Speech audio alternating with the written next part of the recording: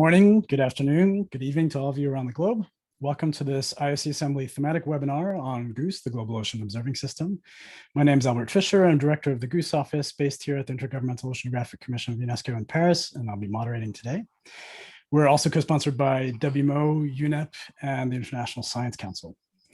Ocean observations are a key infrastructure to achieve societal goals in climate and early warning and forecasting for services, and in maintaining ocean health while sustainably developing the marine economy. I'm pleased to be joined today by Tosta Tanua and Anya Waite, who are the co-chairs of the GOOS Steering Committee. Tosta is a chemical oceanographer at the Geomar Helmholtz Center for Ocean Research in Kiel, Germany. And Anya is Associate Vice President of Ocean Research at Dalhousie University in Halifax, Canada, as well as Scientific Director and CEO of the Ocean Frontier Institute. Our format today is a presentation of about 25 minutes, followed by a moderated question and answer session. And I'll be taking questions from the chat box or the question box. So please do start asking questions as the presentation is being made, and then I'll hand it to Tosta, who will start the presentation, followed by Anya. So thank you very much, Albert, and welcome to all of you from all over the world for your interest to hear about GOOS, the Global Ocean Observing System. And the work of the Ocean Observing and Forecasting System, actually the work of GOOS itself, is really a key infrastructure to enable a large number of applications related to climate, to forecasting, and to ocean health and early warning for a wide range of users, and trying to create a sustainable and resilient marine economies around the world. You see on this graph, that is from the GOOS 2030 strategy, how the value chain is depicted here with observations in the top row, talking about satellites and in situ networks on different scales, feeding into the data management, both real time and archives. That feeds into analysis and modeling for different applications that are then, applications like climate forecast, weather forecast, information of storms, coastal flooding, and other things that you can read about there. Next slide, please. So the GOOS 2030 strategy was adopted by IOC in 2019. It outlines 11 strategic objectives. You can see them here to the right on the screen. The system integration and delivery, the green circles on top, are core business of GOOS. Business as usual, our core business. It's about system integration and delivery, authoritative guidance on design, strengthening observation, implementation, and open data. The impact or the strategies around deepening engagement and impact are core objectives to improve the services, looking at strengthening partnership for delivery, increasing advocacy and communication, a system for evaluating impact of the observing system, and to really empower end users' applications. The orange circles to the right are looking for improvements toward the future, such as innovation, capacity development, observing human impacts on the ocean, and improve the governance system of GOOS. And you can read the vision and the mission of GOOS that was articulated in our 2030 strategy. And I guess I'm just going to read out the vision because I think that's a nice vision. A truly global ocean observing system that delivers the essential information needed for our sustainable development, safety, well-being, and prosperity. And the mission is to lead the ocean observing community to make this happen. Next slide, please.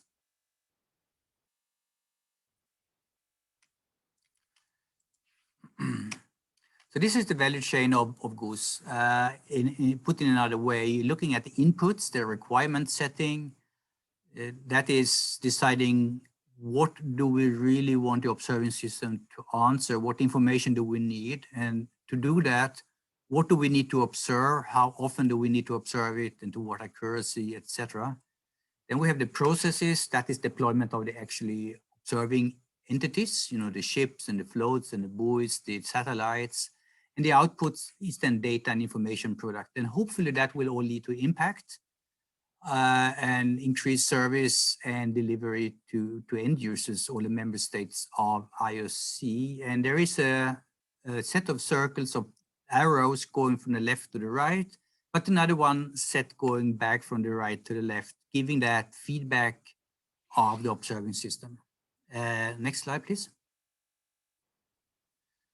So the requirement setting is focused on the concept of essential ocean variables, EOVs.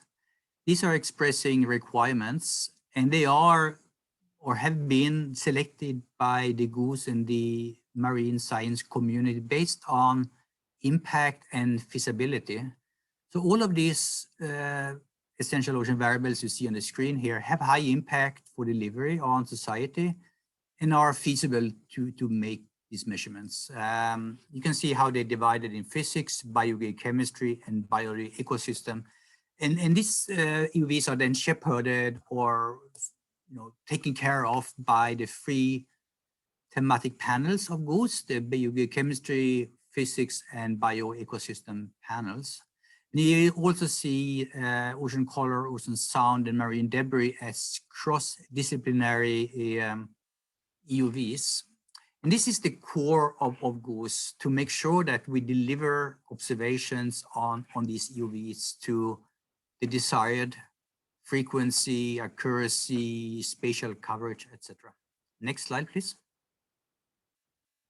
So GOOS today is a network of observing system that covers the planet, and we have the means to monitor and evaluate the system centrally. At the moment, we have 86 countries. We have almost 9,000 in situ observing platforms, 170 satellites, and etc. This is really important. It looks like a lot, but the ocean is large, so the coverage in real time is actually not quite as good as this picture kind of looks like. Next slide, please.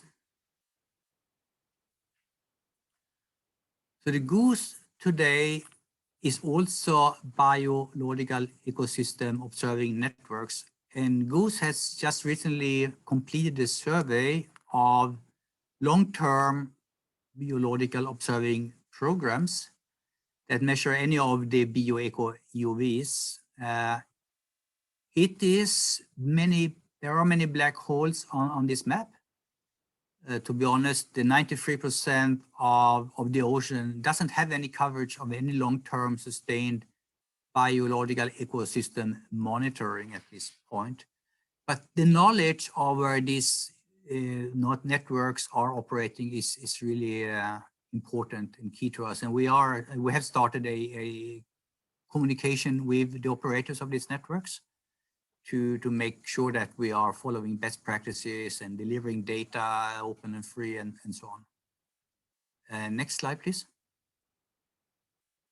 So the GOOS observing networks operated and coordinated by the OECD Ocean Coordination Group is centered around a number of networks. You can see the logos of these networks to the left. On the right, you really see an extract from the annual report card from OECD and Ocean Ops, putting some status on the status or some metrics on the status of these networks. If you look at the first row, for instance, on ship-based meteorological measurement, there's a network called SOT and VOS. You can see then they got 2 stars for the status on the implementation and the way they deliver real-time data and archive data and the metadata and how they're following best practices, and then 3 symbols to the end looking towards the GOOS delivery areas of operational services, climate, and ocean health. This is really useful information, and for more granularity, you can always go to the Ocean Ops website and download just an amazing amount of different metrics on the status of the observing system. The work of Ocean Ops is really critical and key for the coordination activities of GOOS. Next slide, please. So during the last year, of course, we've been all caught in that COVID-19 pandemic issues here, and that also had an effect of the ocean observing system. You can see in that table on the slides here that some networks were only minor or limited impacted, and some were very heavily impacted, such as the repeat hydrographic sections that stopped working for a while in the beginning of the pandemic. Most of these cruises are now slowly taking place again. And things like XPTs, where you really have to have somebody on a ship to deploy expertise from the ships, were almost stopped dead in the tracks. And so there's a very big range of effects on the observing system by COVID. Next slide, please. But we learn also a whole lot of the impacts and the resilience of the observing system. One thing that we learned is that commercial ships remained in operation while research vessels were mostly back in port, so we can rely more on commercial partners for carrying out ocean observing. Of course, we have the autonomous instruments, the Argo and the gliders and so on, but were operating pretty well. Gliders were mostly down, but the Argo floats and the drifters were operating. There was some delay in reseeding, but I think we're up to speed again. We also learned that there's strong effort by the operators. They're working from home, with great enthusiasm to make sure that their network are continuing to deliver data. We also learned that the community collaboration across nations, ship operators, across network was really critical, and a lot of sometimes even GOOS mediated interaction in different part of the GOOS network helped keeping the network alive. And I think we need to consider some of or all of the sustained ocean observings as essential operations. We saw during the pandemic that non-essential operations were mostly shut down. So by having the classification of ocean observing as essential would really help us to keep the precious time series that we have. Next slide, please. During the last year, JCOM, the Joint Commission on Marine Metrology, was disbanded, which led to many things for GOOS. One thing is that the Operational Ocean Forecast System, ETOFS, is now one component of the GOOS core team. The team is working across IOC and WMO constituents and been actively developing in support of MacArthur Ocean, and are running an Ocean Teacher Global Academy online workshop later this month. Has been a very large interest in participating in this workshop. And having ETOFS as one of the GOOS core team is really extending the partnership along the value chain towards the forecasting systems for GOOS. Next slide, please. This is now a slide on the value of ocean observing, and I will hand over to my co-chair, Anja White. Anja, please. Thanks very much, Tosta, and thanks for that great introduction to the very complex and intense activities of the Global Ocean Observing System. One of the tasks that we have as part of GOOS is to identify the value of ocean observation so that we can really guide the process. And with the OECD, there was a project mapping data flows into economies and industry. They executed an initial survey with the UK MEDIN database to assess best practices in economic evaluation. And if you look, for example, at the an example on the right-hand side there of offshore wind, you can see that there's a number of things that need to happen to bring that data flow into full use. You have to analyze, it can help analyze risk. It can help inform marine planning decisions and inform operations. So global ocean data can be very, very important in supporting activities such as the development of effective offshore wind farms. The GOOS regional alliances in the bottom panel, and there's some very interesting work led by the United States and their integrated ocean observing system, IOC, where they are incorporating use cases, which they then tag to relevant categories within the GOOS system. They create a searchable database, and then you can actually query that database to generate a focused report. And so they've actually generated something called the Benefits of Ocean Observations Catalog, and there's the link there. Next slide, please. So the GOOS core team does a lot of work internationally. The implementation planning as we go forward is to, out of the 58 actions that we have identified as being important, to focus on 5 high priority strategic objectives. We have created 3 major ocean decade programs. That is, the GOOS community has created these 3 major programs. We have 11 major cross-GOOS actions, and we've identified 3 what we call super partners, and they are the WMO, IOD, and of course, Ocean Predict. So our aim here is to build a process where we can really identify priorities, look at resourcing, figure out where the gaps are, and create a structure of GOOS that really works. And on the right-hand side, you can see part of the IOC Assembly working document. And it's just a reminder that thinking of GOOS, it's a network of networks. It's a complicated system, and we're constantly trying to streamline, simplify, and focus so that we can really deliver what the global system needs from GOOS. Next slide, please.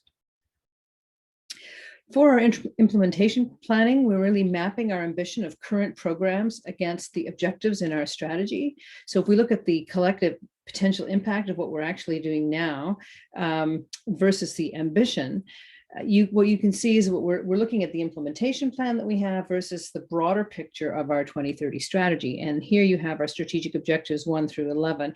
And those are really highlighting different ways in which we can pull the global system together and get it to operate most effectively. And you can see there's partnerships, advocacy, evaluation, specific products, guidance to the community, implementation.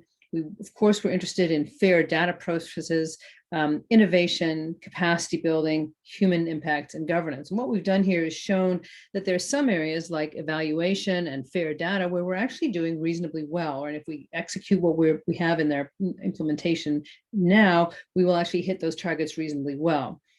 There's other places such as human impacts and capacity and products where we really need to be working a little more to expand those. So this is sort of a map of how well we're doing at hitting our strategic objectives. Next slide, please. Again, in the implementation planning, one of the things we are reflecting on right now is the absolutely urgent need to resource GOOS fully and sustainably. So if we look on the left-hand side, the support structure today, we have a very distributed GOOS office with 14.25 full-time equivalents. We have offices in Brest, Paris, Geneva, Hobart, Sopot, Ostend, and Washington, DC. And this is supported by very generously by IOC, WMO, and by a number of nations, United States and Australia, the EuroSea project, Monaco, France, Canada, China, Germany, Japan, Italy, India, and South Africa. So it's distributed and it's global. However, what we've done is mapped what we need going forward. And if we are really fully to advance the work of GOOS with all the core team actions that the community has identified as important, we need to grow by almost 300% over the next 2 years. And this is a challenge that cannot be overstated. If you look at our full-time equivalent staff there on the graph, you can see we have about 14. We need almost 40 by 2023 to really make this work. Next slide, please. We also have a global steering committee, which gives us guidance on priorities, and we're developing our long-term strategic vision to make sure that we focus actions in these priority areas. For example, in open data, we're partnering with the IODE and WMO. to work on capacity development. We're partnering with POGO and other co-sponsors. If you go on the left-hand side with advocacy and communication and strengthening partners for delivery, that's something that we're engaging with other partners and also within GOOS. Next slide, please. So what we can say is that as we move forward, we are looking at our governance very strongly, and we're committed to change in a positive direction to make sure that all the work that's been done so far can actually be realized in the coming decade. And we commissioned a study and survey of the support structures that we have right now for ocean observing, and this was done by Neville Smith. And one of the key outputs from that report was that the present form of support arrangements for global and regional ocean observing systems lacked authority, clarity, and transparency. And its effectiveness and efficiency were determined to be unsatisfactory for many stakeholders.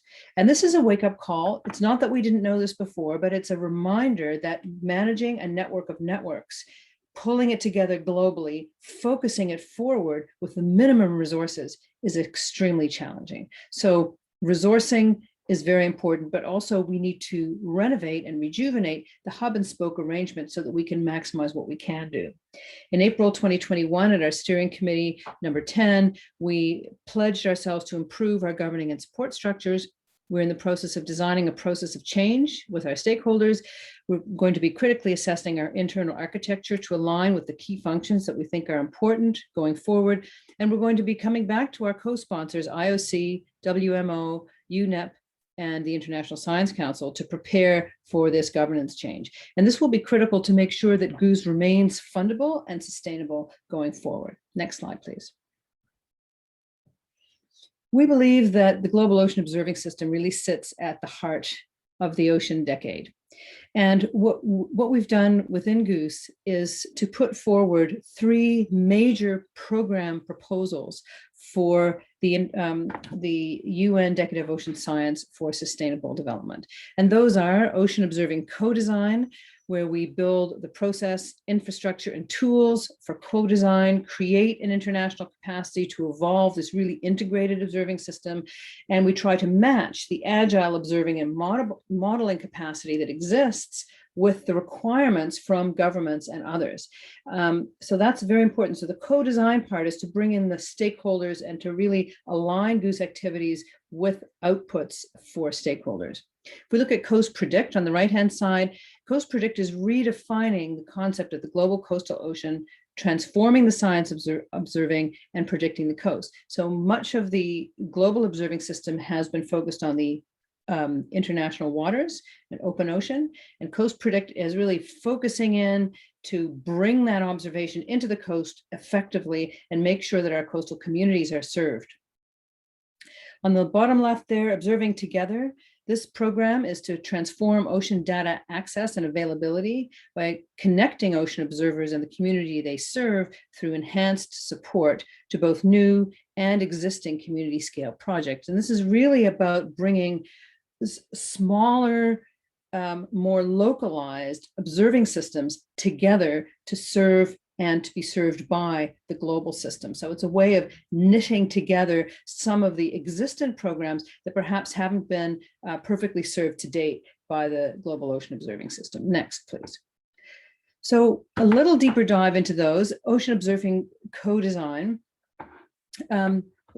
We are looking at the objectives here in a little more detail, and that is really to integrate that observing and modeling to support a sustainable ocean, to make ocean observing appreciably more impactful, to establish the international capacity and modular infrastructure to co-design and regularly evaluate the observing system. This is, of course, very important to have the circles and the arrows that Tosta pointed out, that we're not simply going in one direction and heading towards a goal, but that we're reflecting, going back to stakeholders, redesigning and taking on that information going forward so that we're really effective in terms of our governance. And we also want here to entrain new observing technology across all elements of the program. Next slide, please.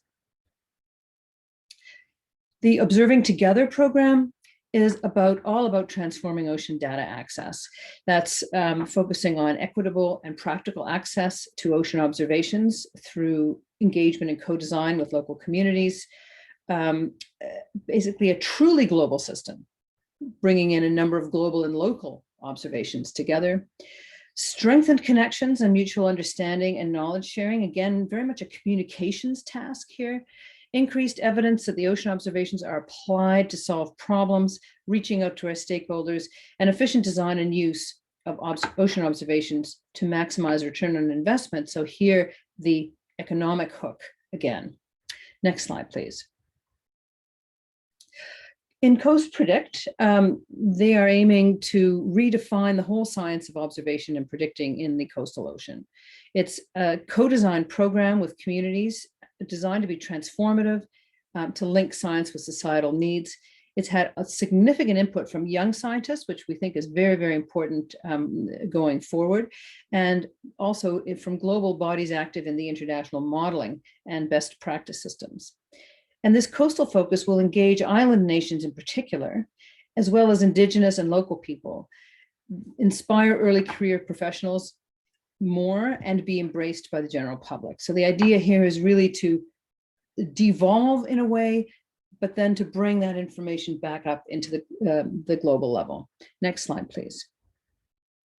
So if we look at the entire constellation of activities with GOOS in the center, at the heart of this, this group of work, we see that we have an ocean decade community of practice, and that includes the 3 major GOOS programs linked by the integration, the structural and governance integration of GOOS in the center there.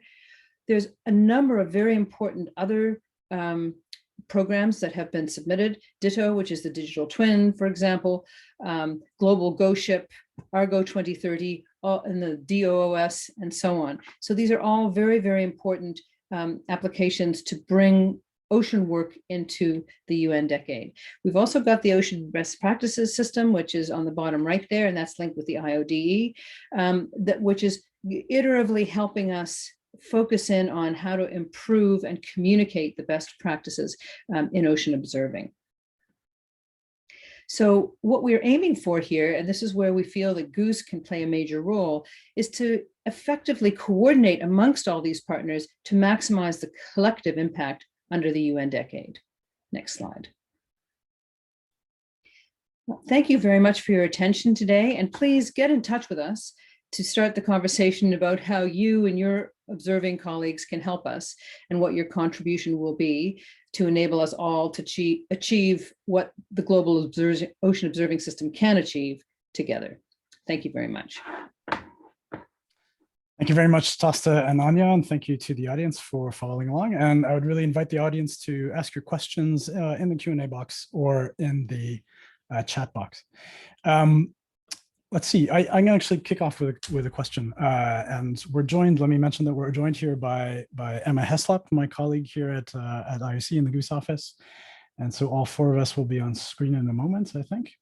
And so Emma, question to you, which is about COVID-19. Of course, this year has been very strongly impacted by COVID-19. That's why we're all here on screen and not meeting in person in Paris for the IOC Assembly. So that's also had an impact on the observing system, as Tosta has mentioned. What are some of the key gaps in the sustained observations that have happened? And what, in your view, were some of the most creative responsive by implementers to try to address the challenges? That's a great question, Albert. Thank you for that. So we still have some issues within the observing system that we're keeping an eye on right now. And these are specifically sort of in some of the tropical moor buoy arrays, where the renovation of those has not occurred sort of sufficiently swiftly, and some are now actually falling silent. So this is an area sort of genuine concern right now, but we're keeping an eye on that. As Tosta mentioned, the Argo array has been kind of pretty effectively reseeded, and I have to say that's, you know, at least in part due to great efforts, even with the COVID restrictions, by a number of our research vessels and observing system components around the world. Tosta also mentioned the XBT network. That is still impacted, but it's made quite a sort of like a 50% or so recovery. And this is also because the commercial networks, the commercial ships that the XBT network operates on, these companies have been very forward in providing assistance, and in fact, helping train up some of their people so that they launch the XBTs, and it's not a scientist that travels on board, which has not been possible during the restrictions. GOOS as these sort of decadal full ocean depth surveys, these hopefully will start to really reinitiate. They're happening now and into next year and catch up, but there is a kind of a hole, if you like, from last year in terms of the ship operations. And I think there is a hole that we haven't yet got a grip on, which is in the biological observations that would have been taken from ships. And we know that a number of those have been cancelled, but we don't have an ability to quantify that. And we're trying to sort of look at how we might do that. So what was been really impressive was the terrific cooperation Tosta mentioned across the globe. We did a survey early on in April, early on in the kind of, the throes of the first lockdown in many places, to really understand what was happening.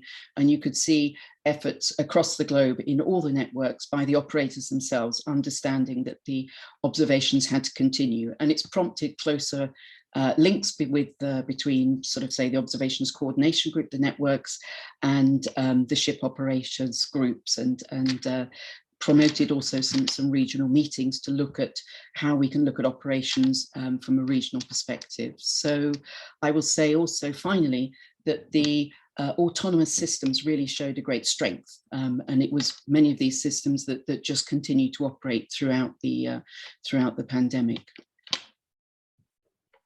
Thanks very much, Emma. So, I mean, definitely some impact and a lot of great responses from the observing community. We have a tough question from Uda Schuster, so I'm going to head it towards both Tosta and to Anya. Many of the global ocean observing networks are in danger of collapse. The whole of the GOOS strategy is based on observations, as is the UN Decade of Ocean Science. How is GOOS, how is IOC planning to increase the pressure on national or multinational funding bodies to really support ocean observing systems? Many national funding bodies do not even fund observations. And maybe I'll catch that question and sort of also ask Tosta and Anya to talk about, in their experience, what has been most useful in getting that national attention for sustained funding of observations and data streams. Tosta first. Yeah, sure. Thank you, Ute. That's a really great question. I think it's exaggerated that it's on the verge of collapsing, but we certainly see a pressure on maintaining long-term time series that are so critically important for GOOS. And I don't think GOOS has any large leverage on creating pressure. We can do advocacy and talking to governance around the member states to keep funding observations. I think one of the key issues here is the tradition or the history of ocean observations being made by and funded by the Ministry of Science. And that's fine, and it should be like that. But once you get into doing this kind of sustained observations, maintaining time series, ship lines across the Atlantic for decades, the Science Ministry might, at some point say that, well, that's not really our plate. And I think that's fair to say that. So we need to get in communication and dialogue between ministries in different nations on how to fund this. We can make the comparison to meteorological services, where a large fraction of the observations are funded by sustained observations, because the need is very clearly there. We need observations to be able to make a forecast on different timescales for the users, and the use is very clear who is going to be benefiting from that, and that's pretty much everybody. Ocean science is coming very much from a curiosity-driven research. Now we are trying to make that transition from the curiosity-driven research into a sustained ocean observing system. And we need to get other ministries other than the science ministries in the boat to help make that a reality. So maybe one key word here is research infrastructure. We really see sustained observations as research infrastructure. And maybe Anja, you want to add to that? Yeah, thanks, Tosta. I totally agree with your assessment. I would say that the critical thing is to articulate the need very, very clearly at a number of levels. And we're seeing that start to move now with the UN Ocean Decade, where we are seeing more and more different levels of government and different level of the science community understand the ocean, the importance of ocean observations. And I think, you know, as Tosta mentioned, we need to understand the critical nature of key ocean observation types and what they deliver to society. We can look at, for example, ocean temperature data for hurricane prediction or for rainfall prediction in key agricultural areas.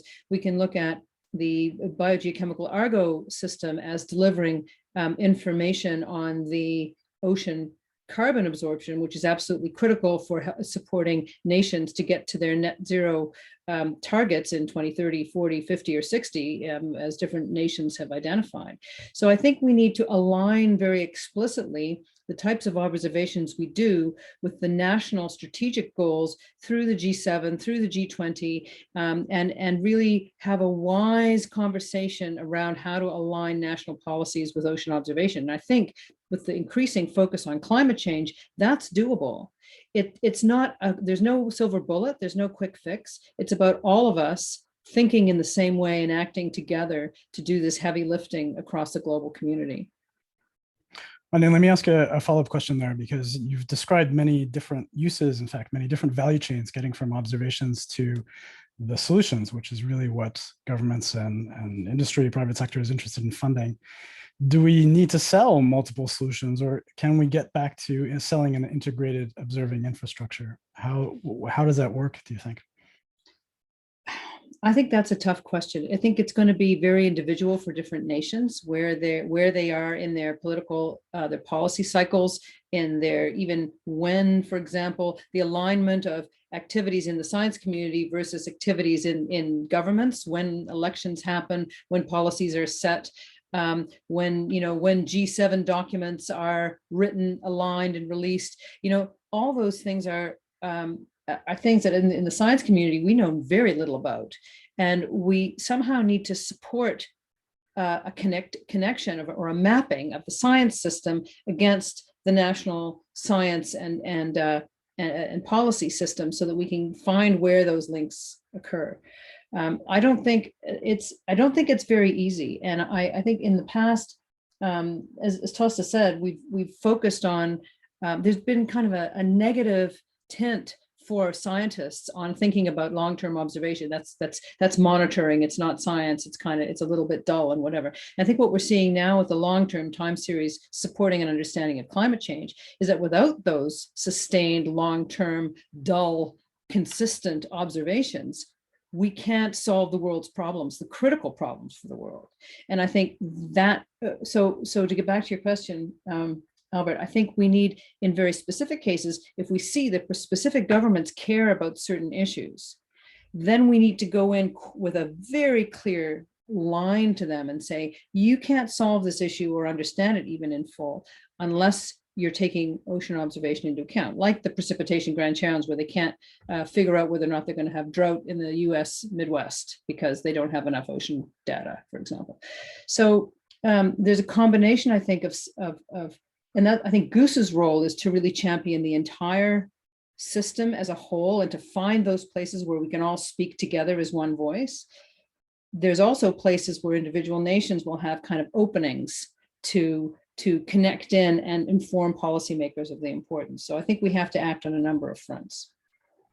So a constant work in communications and in advocacy. Maybe let me just ask one more follow-up question about that and head it towards Emma's way, which is around the economic valuation and engaging in a conversation outside of our community with other types of actors that listen to different types of arguments. Can you tell us a little bit more about the work with the OECD? So great. So the work with the OECD has been going on for a few years. I think it was triggered by a sort of original workshop underneath the Atlantis project. project, which led to sort of some insight and gaps in our knowledge. So the most recent work has been around really trying to track the flow of data from national repositories, in this case, the UK's MEDIN system of environmental data centres, including oceanographic data, and taking a survey to understand who's downloading the data, what their role is, what sector they work in, and what sector is going to be using the data. So really trying to sort of follow that value chain, and that's what Anya talked to in that slide. The ability to say that the user might be a scientist, but they're working for the sector of wind farm, and they're actually using the data for these reasons. So being able to tease out these individual chains. So the report on this will come out sort of towards the end of June, and I think it'll be really interesting reading. It's a small survey to start with, but it really gives sort of some key insights, and the aim is really to track the flow of data so that we can begin to put some real numbers on how data from the archive systems is being used within various economies, and we aim to replicate the survey in other places. Then there's other work which is about looking at the best practices of actual valuation of how observations add value to actually sort of specific areas, to specific outcomes, and that's a sort of another piece of work that we aim to undertake with the OECD and build up a best practice. But I will just finish to say that the reason for doing all of these, and it really is a start, it's not the final answer by any means, is to increase our collective knowledge with real data on the value of these ocean observations in society, what they're taken for originally, or the original intention, and other knock-on effects. The more general, public benefits infrastructure, how observations are used, having been taken once, many times, and throughout time, and in many different sectors. So, and this is to support, at least in part, the dialogue with nations around investment, so that as we sort of move into an ability to evaluate observing systems for end user areas, we can actually also begin to place some value on the sort of the infrastructure and the sort of that knock-on effect, but also on the value of those observations for these particular purposes. Take carbon, for example. There's a high risk if we don't invest sufficiently in the carbon system, and this has a real impact on nations' ability to deliver answers on climate change and to adapt their national policies, etc. So it's really trying to track these down to support these dialogues and to support the arguments and the flow of investments into the observing system. Thanks very much, Emma. I've actually just opened up my Q&A window larger, and I see that there's many more questions than I had seen originally. So let's move forward through some of them. So there's a question from Omnain Kutos about whether we've considered marine geological essential ocean variables, things that would be relevant for paleoclimatology, geochronology, sediment properties, and dynamics to know the past and be able to predict the future. Tosta? Yeah, so thank you, Omnan, for that question. We have not considered the geological record. It's not really within the remits of GOOS, I think. It's more for international program like PACES and GeoTraces possibly to do that. However, we have neglected the fluxes to and from the bottom of the ocean, the sediments.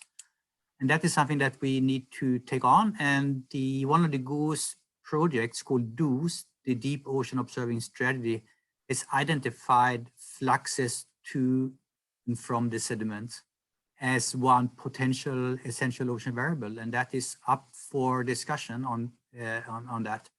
So the short answer is no, but we're looking at the flux towards the sediments. Thanks, Tosta. And in the chat, we have another question on essential ocean variables from Chihiro Baba, who would like to know a little bit more about the marine debris as an emerging essential ocean variable. What's been discussed and when might it become a new view? I'll throw that question to you again, Tosta.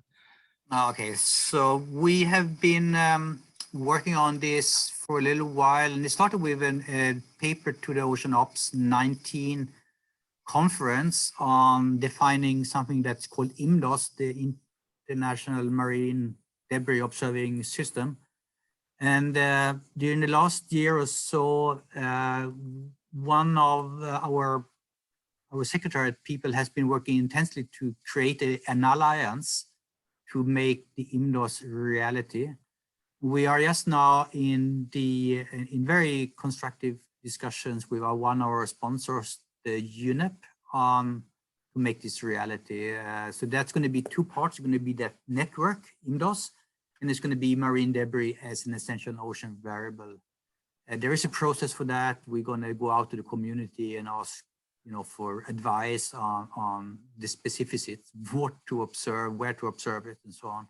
It's probably going to be, surface or near surface plastic, both micro and macro, but it could well be things like sediment load and beach plastic that comes into that picture. So it's being formed, and there's going to be an open process to help shape that UV. Thanks, Tasta. And that really is an answer to one of our strategic objectives, which is building sustained observations of the human impact on the ocean, something that GOOS will certainly need to partner with other communities in order to be able to achieve. We have a question from Peter Pesiersens on how we see the future collaboration with IODE. Historically, we had delayed mode and real-time data, each in their own communities, but those boundaries are now vague or disappearing. IOD welcomes closer collaboration. The Ocean Best Practices System is one example, and with the Ocean Data Information System, ODIS, we look forward to closer collaboration. What are your views? And actually, maybe I'll start with an element of an answer, Peter, is that we have, in this new integrated planning process for GOOS, we've been really looking at all the actions across the different core team components of GOOS, the different panels and teams. And in the area, one of the strategic objectives of GOOS is around findable, accessible, interoperable, and reusable data. Obviously, IOD is a very important partner there. We have actually a lot of scattered actions, but they are a bit scattered. And we've identified that we need a better sort of more strategic planning process around this area. And so we absolutely welcome working with IOD. We've identified you as a major partner in implementing the GOOS implementation plan. So I hope that we can have a focused conversation going forward. And I don't know if anyone else would like to add to that. So, Emma? Yeah, I'm happy to add, and I just say that I do think the cooperation between IOD and GOOS has stepped up in recent years, and as Albert mentioned, the implementation plan can help sort of give sort of more strategic focus to that. But on the ground, there's been quite a lot of cooperation in the Ocean Best Practices System, which is truly a sort of a partnership with the community, but also between IOD and GOOS in supporting that and helping that continue on its pathway to be a global repository for best practices. And then we also have quite a lot of work happening in the OCG and sort of in the data flow, in the mapping of data flows, and also ensuring that the networks all sort of reach a final point for data that can be easily harvested by the sort of the next generation of IOD sort of ODIS architecture. So we're working in parallel to have, let's say, parallel strategies that end up enabling much greater exchange and federation of data across various systems. So I think, and this is all very positive. Thanks, Emma. So we have a question from Ken Ando, which is actually quite related to work on governance that Anna introduced in her presentation. So I'll perhaps direct the question her way. Who are the key stakeholders recently for GOOS? Do you have ideas to co-design GOOS with them to play core roles for the UN decade? Anya? Yeah, I think the issue here is that the stakeholder base is really moving and expanding, I would say. So obviously our key stakeholders with the WMO and IOC and others, those are our core, the core groups that we work with, but this is really expanding out right now. And I think what we're trying to do in our co-design process is to make sure that we hear from these stakeholders and they can help us build the new GOOS through our governance conversations and others. So I absolutely say yes, we have to be co-designing GOOS with our stakeholders so that we can play a core role for the UN decade. The three major programs that we've submitted under the UN decade are really reaching out to those groups now and bringing them in a strong way, and Coast Predict and so on. And I think that it's through those major programs that we're going to make the big difference. And then of course that core, that heart of that is then the GOOS design and governance, and making sure that GOOS itself is working properly to bring that all together. Thanks, Anya. We have a question from Seeing Tan, which is, how can a member state join the Global Ocean Observing System? I'll answer that. You can have your IOC focal point or your UNESCO permanent representative nominate a national focal point for GOOS, which will be a point of communication with your country. You as an individual also can join the GOOS mailing list just by going to goosocean.org and get regular updates and information about GOOS. And there's regularly opportunities to engage in different aspects of the work of GOOS. And maybe I add to that, go ahead, Tosta. There are great opportunities to add concretely to the observing system by deploying floats and drifters and submitting data to the data system. And GOOS is there to support you to make that happen if you have some desire and ambition in your country to do so. Absolutely. So please feel free to contact us. We have a question from Katie Hill. Through the G7 Future of Seas and Oceans initiative, we bring together government ministries, funders, and experts to raise political awareness of observation needs and agree on priorities for coordinated investment. For example, recent progress with biogeochemical Argo. Does GOOS see there are additional areas where we can use this forum to really add value? And I'll ask Anya and Tosta to respond to that. Yeah, I'll jump in. Katie, first of all, I think you have already added value. So I think that by putting, for example, the carbon, the net zero carbon question, you've highlighted 3 key areas, including net zero. I think you have done a great job in pulling together this conversation. So additional areas, I'm not sure about additional areas. I think you want to go deeper where you already are, because you don't want to be spreading out to 16 objectives. You've got digital twin, net zero, and I don't remember the third one, but those are important priorities. And I think it's just a question of making sure that continue to bring the G7 group together to focus on those priorities. And I think that, if we get work from other countries, for example, Canada's thinking about a pretty major lift, which we can talk about. And I think, we want to continue to focus and to bring more people into that focus that the G7 FSOI has done such a good job in building.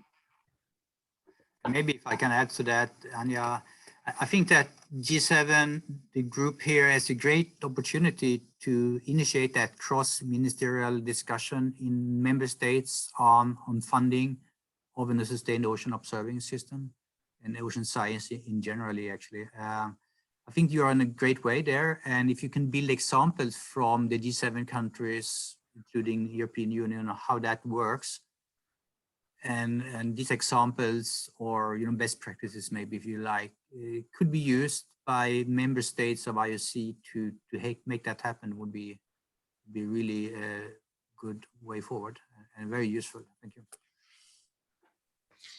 Thanks, Tosta. And just coming back to a previous question from Ken. Ken's written into the chat about the stakeholders of GOOS. He hopes that in addition to WMO and IOC itself, that FAO and other UN bodies will also become key stakeholders within the UN system. And you heard a little bit about our engagement with UNEP, which is starting around marine debris, but is broader than that. And yes, I agree with you, Ken. And I think that, in fact, the Ocean Decade is a very important opportunity in that sense. It is a UN Ocean Decade, and the activities that GOOS have planned are really axed around, sort of centered around building partnerships. And we hope those UN agencies will become extended partners for GOOS. We have, I think, a really critical and important question from Zainal Arifin from Indonesia, because it really goes to the vision of GOOS of creating a truly global observing system. Our group in Indonesia is trying to have a coastal observing system on a small island. On the first and second year was running well, but afterwards we faced great challenges. I just wonder if there's a model in any part of the world where coastal observing systems are running well using a limited budget. And I think maybe I can try to answer, give some advice. You know, your neighboring country, Australia, has a great regional observing system called IMOS that are facing that challenge, and I think they are mastering it. And they are very keen to reach out to the neighbors to help out. And when you talk to the IMOS people, what they state that the success story or the recipe for success by them is the data availability. To make sure that your data is readily, freely, open, available to all the stakeholders. But I really would like you to get in contact with IMOS, and I'm sure they will be able to give you some insight tips there on how that works. Thanks very much, Tosta. And we're running low on time, so I'm actually going to jump to the last question because it comes from the IC Executive Secretary. So how would it be possible to include ocean integrated management considerations in GOOS strategic planning? Emma. Okay, so I'm going to start up with one answer that is kind of already there as an idea, as a burgeoning idea. And this is also gives me a little bit of a chance to speak about the Observing System Co-Design project and how that does connect to stakeholders. Part of that is to really start to, in terms of co-design of the observing system, this is important to link closely with the modeling community within this program, but also with key sort of user area stakeholders to kind of do a deeper dive on the requirements across that stakeholder area. And one of these areas is marine spatial planning. One of them is foreseen to be that area to really kind of dive in, discuss with the stakeholders what their needs are, and then evaluate the system that we have and understand where our gaps are, and work on, you know, we talked about the value equations and things like that, and then work on the value to be gained from those investments. But it's really important to do that, not just observations in situ, but also the satellite community and the modeling to understand what a kind of an integrated system can deliver. Just to add to that, I think it's important to have some pilots or exemplars that really are maybe based in a nation or even in a subnational region, in a local region, because it's very cross-cutting, it's very interdisciplinary. Ocean integrated management really needs to pull from the ocean science disciplines, but also from the social science, the economic disciplines. It has to deal with local politics. So it is quite complex. I think that, you know, trying really in a focused way to do that in an area and then taking the lessons learned and trying to apply them more globally would be an excellent way forward. Go ahead, Tosta. Yeah, this is really an interesting question because it really talks about the mandate of GOOS. We are traditionally delivering the data and information that support management. But if you look at the GOOS 2030 strategy, we have that whole value chain from the observations down to the impact. And this is really about the impact. How can you support that management system? And I think we really need strong partners to do that, but we are really keen on working on exemplars and pilots, as Albert said. But we really need strong partners in that. That's what I feel. All right, so we've run out of time, unfortunately. So thank you very much to Tosta and Anja for presenting, to Emma for joining us with this question and answer session, and to the entire audience for asking questions, for staying engaged. Apologies to those questions we haven't gotten to, but we will reply to you individually. And thank you very much to the audience. Please join us for the rest of the IOC Assembly webinar series. Thank you.